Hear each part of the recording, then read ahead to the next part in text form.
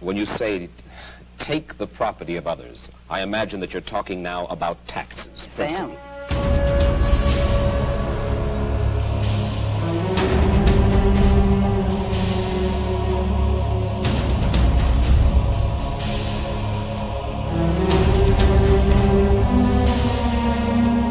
If you separate the government from economics, if you do not regulate production and trade, you will have peaceful cooperation and harmony and justice among men. Good morning, everyone. Today I've got Mark Teare. He's been involved in the libertarian movement for a long time in Australia, and he was involved with the Workers' Party, and he's written several books. He's going to be speaking at the Mises seminar, so welcome to the show, Mark. Hi, thanks. Well, good to be here. So I guess we'll start off by asking, how did you get involved in libertarianism, and what sort of convinced you about these ideas? Because it's really something that a very small percentage of the population believes in, and for you to believe in it, there's got to be some kind of path to that idea. Well, that's simple to answer. Ayn Rand. When I was, I guess, about 14, I had a summer job in a bookshop, and I came across this book called The Fountainhead. And I picked it up. The reason I picked it up was because it was about an architect, and I wanted to be an architect. So I took it. I could borrow the book for free, so I took it home and read it. Of course, it wasn't really about architecture at all, as you know. And then I bought the book at a discount. It was probably the first hardcover book I ever bought. Now, one of the intriguing things about this particular copy of Fountainhead is I bet you'll never guess where in the world it was printed. We're talking about 1962 or something like that, 63. It was printed in Czechoslovakia, in the communist state of Czechoslovakia. It was a cheap UK, hardcover edition. I kind of wondered if any of those copies ever leaked out into Prague or elsewhere. And how did your involvement with the Workers' Party start, and what was your involvement? Because the Workers' Party was the first libertarian party in Australia, wasn't it? Well, that's right. Definitely was. And, well, there were a bunch of... See, what Bob had been doing was and Marilyn Giesekam is now Marilyn Fairstye, and so I gather she's an artist of some note in Sydney. But she changed her surname. It's not her married name. If she is married, I don't know. We've lost touch. But Bob and Marilyn, I think, they'd been putting on the Nathaniel Branden tapes, and the principles of objectivism. So there were a bunch of objectivist stroke libertarians in Sydney, and we used to meet in Bob's apartment in Glebe. And actually, that's a funny story there. My first introduction to the true meaning of property rights. So this would have been, 1974, thereabouts. Anyway, that time, back then, if you were a smoker, you'd walk into somebody's house, sit down, light a cigarette, and say, "Where's your ashtray?" Right? And the hosts, smokers or not, would dutifully bring out an ashtray. So we were sitting around, he had a big kitchen table, we were all sitting around the kitchen table, and I and a few other people pull out our cigarettes, and Bob says, "You can't smoke in here." And we all looked at him in shock. Bob was a non-smoker. Yeah. Shocked silence. Because that had never happened to anyone in our knowledge before. I mean, he even smoked in the movies. So, and then he reminded us, "This is my property."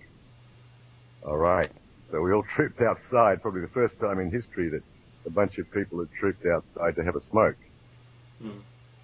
Anyway, we were wondering about what we could do, and Bob had said in his Playboy interview, we came across, John Singleton sounded like an interesting guy. And Bob managed to get on to see Singer. Now, in his narrative, he left a couple of things out, according to my memory, which of course is not necessarily 100% reliable. But when he came back from seeing Singo, he said a couple of things. He first First, that Singo had checked him out. He had, a private detective or something check him out, make sure he was an okay, kosher guy. And the only thing we could think of doing at that time was to start a bookshop, like Laissez-Faire Books in New York, which it went where it then was. A libertarian bookshop. That was the extent of our activism. Of course, we didn't have any money. We had no idea how to do that anyway. So, I don't know how the topic came up because I wasn't there. It was just Bob and John. But when Bob said something about, we were thinking about starting a bookshop, according to his report when he returned from the meeting, he said, Singleton said, "A fucking bookshop? You want to start a bookshop? You should start a political party." So we did. Yeah. So that's how it all began. That's how it all began. It was Singo's idea in reaction to the bookshop idea. It was a much more practical idea in most respects, except because we didn't know anything about politics or running a political party either. And the launch date was Australia Day 1975? Right, that's correct. We had a meeting in the Opera House, and I think Lang Hancock was there. Anyway, that was fun. Quite a lot of people came along. I can't remember who was there now. But we'd also been, I think at that point, I can't remember, at some point we ran weekly meetings, and we ended up gathering in a lot of people from all spectrums. Now, at that time, Gough Whitlam was in power, and let me think, there was an election, I guess it was 1975, yeah. That was when Fraser became Prime Minister. And what was your role in the party? Well, as Bob said, we were, John gave us 3 weeks to come up with a platform. And I was one of the people who wrote parts of the platform. I can't remember which parts, probably the economics type parts. In our naivety, or in my naivety, at some point I said, perhaps in answer to a question, we were going to set up a new department, a department to abolish departments if we ever won government. Of course, looking at how bureaucracy works is probably the craziest idea anyone ever had, because you know what happens when you set up a new department. It just grows like topsy. Anyway, but there was another interesting story there. Maureen, I think her name was, I can't remember, Maureen Nathan, I think. She had the assignment of getting information about the American Libertarian Party. So she somehow got a hold of Murray Rothbard's number in New York and called him, but miscalculated the time difference, and he answered the phone at like 3 o'clock in the morning his time. But he didn't mind. He was delighted, and he gave her a lot of help. So we ended up getting a copy of the US party platform and so on and so forth. And anyway, we met the deadline 3 weeks. It's a great story. Thank you. And what about Bob Howard's reflections on the party after it sort of wound up? He's written in Australian Playboy, when a party ends up being so misunderstood that it is supported by people who should rightly be its enemies and hated by those who should be its friends, then there is no way it can possibly work. Well, at the time I would have agreed with him. But with, the passing of, what is that, 1979, so that's, cripes, 40 years nearly. Help, I'm old, getting ancient. Anyway, actually, this is a strange honor being interviewed this way. I haven't felt like I'm being accessed for some history. I was there at the time. It never occurred to me to think that way. Anyway, see, I don't think it would have mattered what we called the party. Right? It would have made no difference. We would call it liberal, libertarian, anything you like. We would have come under the same kind of attack. I remember I think the Workers' Party was an inspired idea in the sense it got a hell of a lot of attention. And it was certainly misunderstood. And it wasn't just having people like Sinclair Hill and John Singleton out there at the front. Because Sinclair Hill gave the wrong impression, being a wealthy grazier. But, Max Newton was a worker. I mean, he worked his guts out to get where he got. So did John. I'm not sure about Sinclair's history, whether he started from nothing or inherited or what, but that's not the point. The point is that nobody believed, except the aficionados, that our definition of the workers meant anything at all. Because to most Australians at the time, and possibly still today, and most people, the workers are the guys who join unions, right? Not the guys who employ them. So, it was an unfortunate choice of name in that sense, because it wasn't understood. But, okay, if we called ourselves a Libertarian Party, that would have been misunderstood too. You can count on it. And it probably would have been totally ignored, actually. So in the sense that the Workers' Party name got a lot of attention, it was a good thing. Now, on the sense of, it certainly brought in, we had a lot of, like, John Birch's come in. Just wait a minute. Do you hear an engine in the background there? No, it's fine. It's fine. Okay. It's pretty quiet. Pulling out. You're going to cut that out. Yeah, I'll cut it out later. Yeah. Okay, just hang on a second, then I can take a quick. Right. You see, at the time, the atmosphere was very divided. There were the people on the Labor side who were outraged that Sir John Kerr had basically fired Whitlam, right, exercising his prerogative as Governor General himself, not on the advice of the Prime Minister, as usually happens. And there were people on the other side who were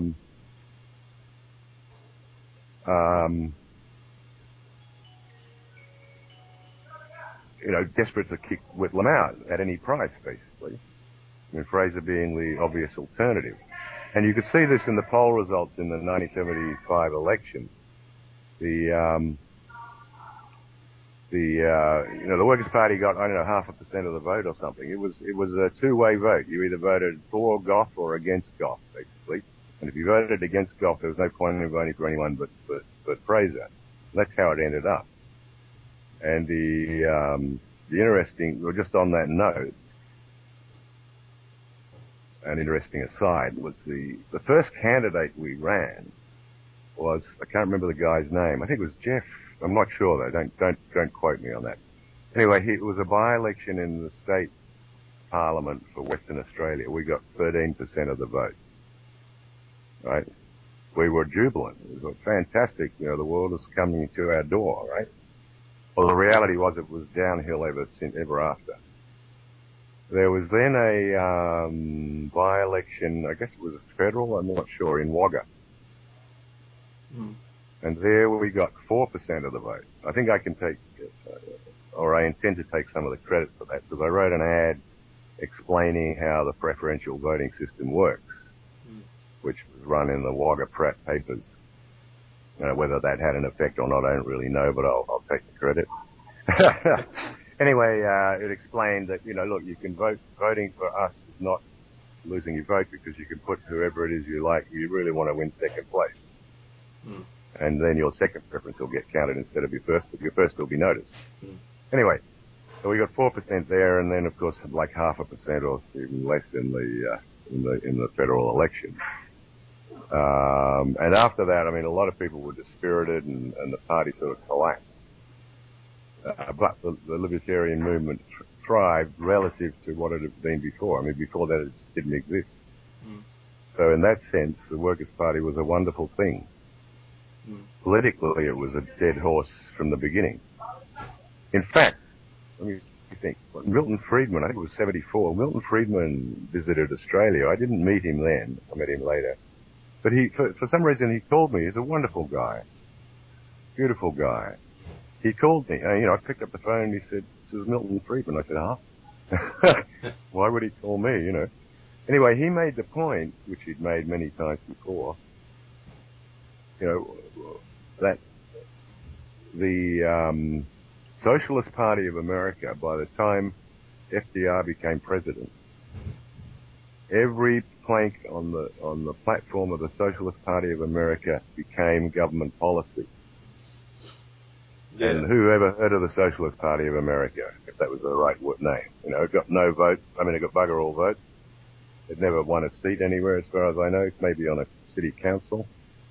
But its ideas, you know, the Fabian-type ideas, it spread the ideas. And he was saying, you know, why were we trying to be a political party when we should be an educational force? And, you know, I don't know. See, I think there's still this dilemma. I mean, look at the Libertarian Party in the U.S. What has happened there on a number of occasions is that it attracts, you know, people who are not libertarians at all. And there have been some candidates for president there who are certainly not really libertarians at all. Now, when a party gains some success, even if it's minor success, it attracts people who are interested in power or in glory or in prestige or in publicity or whatever. And it becomes politicized. It's no longer an ideological core, right? Now, the advantage of this, so the disadvantage of that is you attract people who aren't libertarians. I mean, in the U.S. party, you have to sign a statement, or you did have to sign a statement. I don't know the current policy. You know, I agree not to initiate initiate the use of force, fraud, or coercion, or something like that. You know, straight from Ayn Rand. And but you know, you can sign anything you like. You don't have to make an oath. You don't have to swear on the Bible or Atlas Shrugged or anything else. So anyone can sign that and not mean it and not be questioned about it. So, you know, it's not a barrier. Now, what happened personally and to many other people, and I think continues to happen, is that as people, you know, grow up as teenagers especially, they get hooked on a cause. They may get hooked on a cause, on an idea. Now, I remember thinking at the time of the Workers' Party, all we had to do was tell somebody what we stood for, and they'd say, oh, right, of course, it's obvious. Of course, it doesn't work that way, right? As we all know. And so what a libertarian, even if it's only a quasi-libertarian political party does, is draw in activists who are quasi-libertarians. Now, some of them continue in to be political libertarians, political activists, and stay with the party. Some move on and become, you know, real libertarians, and some just, you know, disappear and go and become something else, communists, socialists, Democrats, whatever. You with me? So it's like a vacuum cleaner sucking up people from all over the place, and a few of them, you know, get through the filters and join and become libertarians. So I think that's the real function of a libertarian party. Yeah, I think these sorts of lessons are actually great for the modern Libertarian Party in Australia, the Liberal Democrats. We've got a Libertarian Party here now. They're not as radical as the Workers' Party, but you know, they call themselves Libertarian. So it'd be great to have these kinds of lessons applied to them. Yeah, no, I think it's great. And I mean, I think, I don't know, I can't speak for Nev, but I think Neville Kennard is possibly an example. You can ask him. You know, because that's how I met Nev. Nev was in the Sydney meetings. He came along, and he was active in the Workers' Party at the time. But then he got very disillusioned with the process and sort of disappeared. And now he's come back as an anarchist, right? Now, whether he was an anarchist to begin with, I don't know. I mean, but if it wasn't Nev, there were many people who, you know, came in, found, whether it was Ayn Rand, Murray Rothbard, von Mises, you know, whoever, and ended up, you know, following the same path as Nev took. I want to just quickly move on to some of the books you've written. You've written a book, How to Get a Second Passport, and also one on inflation. We'll probably just cover the second passport one. So what motivated you to write that book, and are you planning on releasing a revised edition? Well, the answer to the second question is easy. No, that book is way out of date in terms of specifics. The principles still apply. In fact, you can read it online at my website for nothing. It's marktier.com. But why I wrote it is because I was broke. or not broke exactly, but hurting. And there was a friend of mine in Hong Kong. I was living in Hong Kong at that time, publishing an investment newsletter called World Money Analyst. And he was selling Portuguese property. Now, the interesting thing about Portuguese property at that time, this would have been, end of the 70s, early 80s. Anyway, it was just at the time when everyone was getting upset, worried about what would happen in 1997 when the Chinese took Hong Kong back. So everyone was trying to get a passport. Now, the interesting thing about Portuguese property at that time, I stress, was that if you bought a property, you could become a resident of Portugal just by the purchase by being a property owner. You didn't have to live there. The only other requirement was to take a Portuguese language test, which was at the time perfunctory. You knew a few Portuguese words. Okay, fine, you're in. So in other words, if you had enough money and you were a Hong Kong resident with a Hong Kong passport, which was pretty much worthless, overseas British passport it was called, you could buy a Portuguese property and get a Portuguese passport. It's worth something, worth having. And of course, then Portugal joined the European Economic Community, and it was really worth having. The thing is, when that happened, the British got upset because they imagined they'd have floods of Hong Kong Chinese buying property in Portugal, getting Portuguese passports and coming to live in Britain, right? So they put pressure on Portugal, and Portugal tightened the restrictions so that, for example, the language test you had to take became a real one. You really have to know Portuguese. So, and then they changed the rules. So so the centerpiece of how to get a second passport no longer applies in Portugal. It may apply elsewhere. The other thing that happened was, just for the hell of it, because I thought this was going to sell in Hong Kong. I never thought it would sell any other place. And it was not cheap. It was $39 at the time. It wasn't a book. It's what we called in the direct mail business a special report. So anyway, I just threw a little flyer into the next issue of the World Money Analyst, which mostly had subscribers in the US and Australia and all over the world, in fact. But Hong Kong was a small portion of that. And 10% of the subscribers bought a copy. I thought, wow. Anyway, it turned out to be a very popular book. It was plagiarized in Greece. Some bastard in Greece, just reproduced it. I went to court in Greece and won, and made no difference. A guy in Canada translated it into Chinese and tried to sell it in Hong Kong. My dentist there was talking about what I'd written. He'd had a photocopy from a friend. Anyway, so it was very popular. But the principles of what's involved in a second passport apply, but the specific details and recommendations do not anymore apply. And so you've been writing a lot of books and understanding inflation. You've written about investment strategies, and so right now, what's your main occupation? Well, I'm semi-retired. I'm retired in the sense that I don't have to get up in the morning and go and push a time clock or anything like that. Yeah. At the moment, I'm finishing a novel. Well, it's finished being edited, and I'm getting ready to publish it on Amazon.